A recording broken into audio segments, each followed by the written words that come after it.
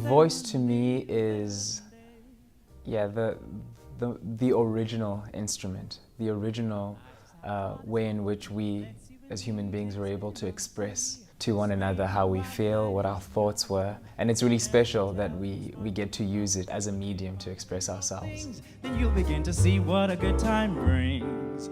Don't you want to take off and fly? Reach for the sky, gonna take you to the limit. Don't waste a minute here, dear. Every fiddle. Voice to be recognized in this genre and form, which is so special.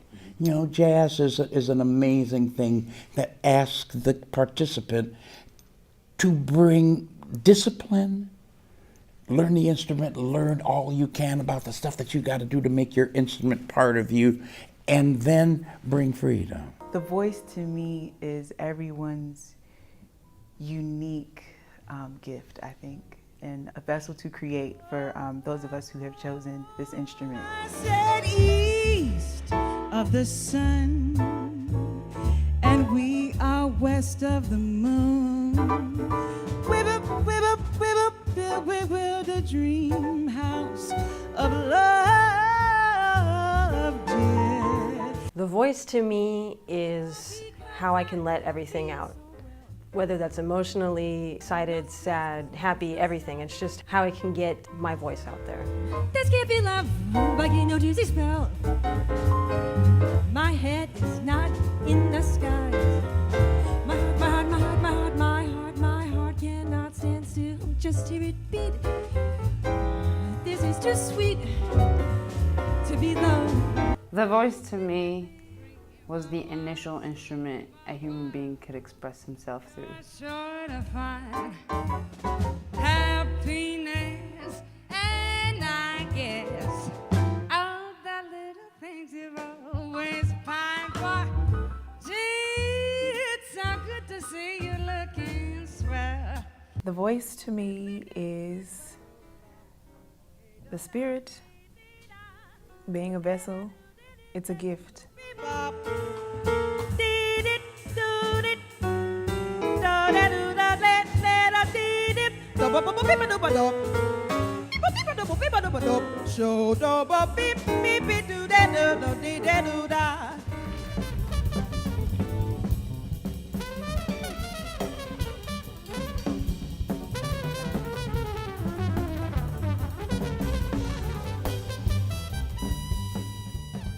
Tonight, we are gathered together to honor and pay tribute to my dear, dear friend and present him with this year's Humanitarian Award. Quincy Jones, it's almost exhausting to think about everything that he's done, you know, everything he's had his hands in. So I think he's just an inspiration for so many people. Quincy's just an all-around great musician, fantastic orchestrator, one of the last living great orchestrators, and I'm a huge fan. Come fly with me, let's float down to Peru. In Llama Land, there's a one-man band and he'll tune it for you. As a person, he's very sweet, you know.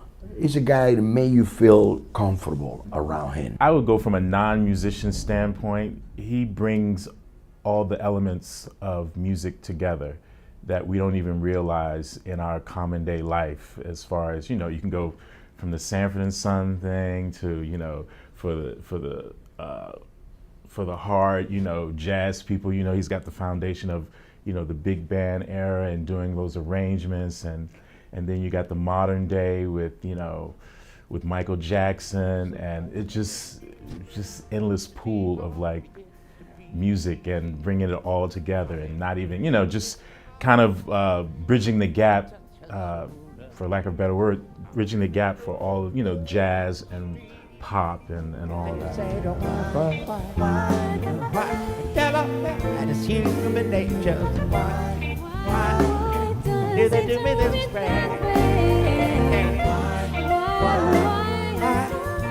Quincy is someone who's been on the forefront of everything that's been cool in music for decades.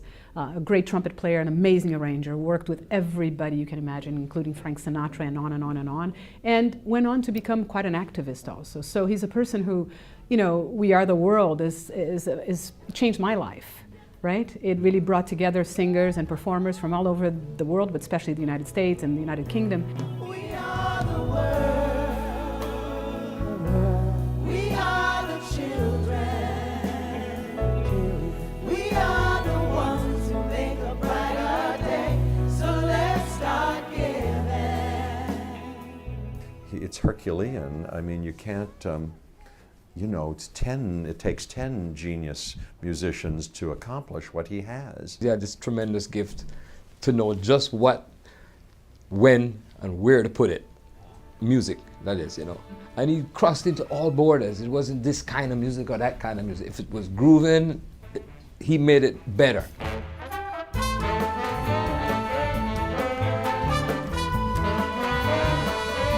Quincy has the Midas touch. It's the Quincy touch. You know, everything that he touches, it turns to gold. But never much too soon. I've known Q since the 50s.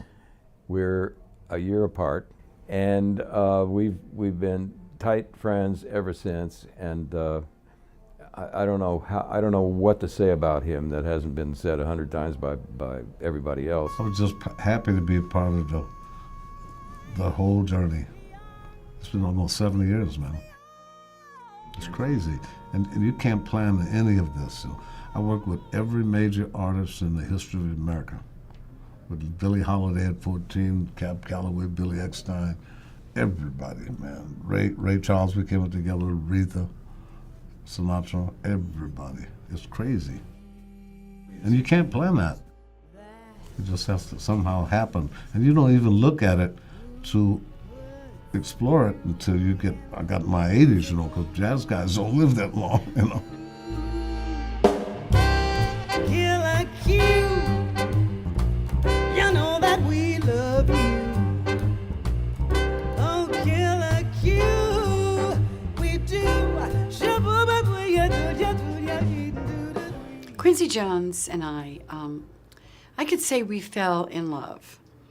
I was very young, and it was my first movie, Cactus Flower, and he was the music.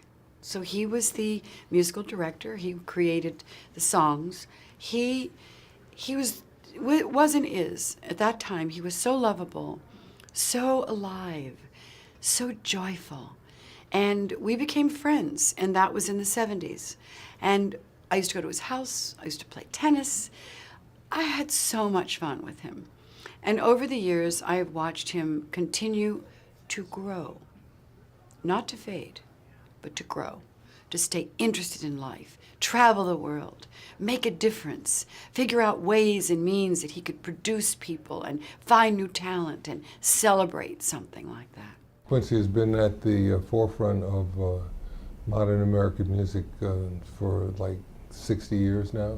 He has known everybody in the music business, starting with the end of World War II and going up to the present day.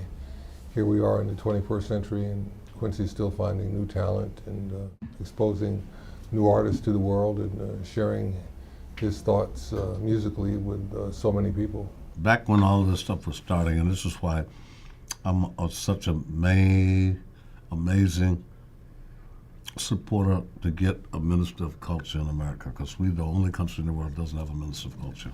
And with jazz and blues, that's sick, you know. And it's affecting the kids big time, because the food, the music, and the language is what makes the culture go. And they don't know who they are. The rappers don't know. They don't know where they come from. It's terrible. They think breakdancers started in the Bronx. It didn't. It started in Brazil, influenced by Angola and Macumba. With caipirero, you know, it's like a martial art. And that's the pure breakdance. That's where it came from. But the guys are too young to know that, though, you know. Watch this guy just continue to rise, continue to innovate, continue to be the first of everything, you know, and expand in so many different directions. I mean, by far, he's one of the great geniuses of our time.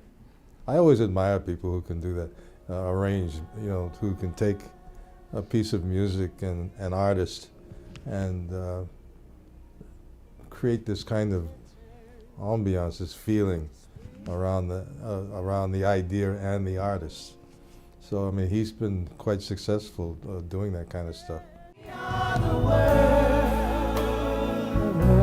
We are the children. We are the ones who make a brighter day. So let's start giving. At him at his age, is he sitting down at this age that he is? No, he's still going around finding young talent and going out on the road with them and schooling them. You know, we need more Quincy Joneses in this world. Whitney Houston said it very greatly when she said, Quincy Jones was the best friend the song ever had, she said. I thought that was an incredible statement.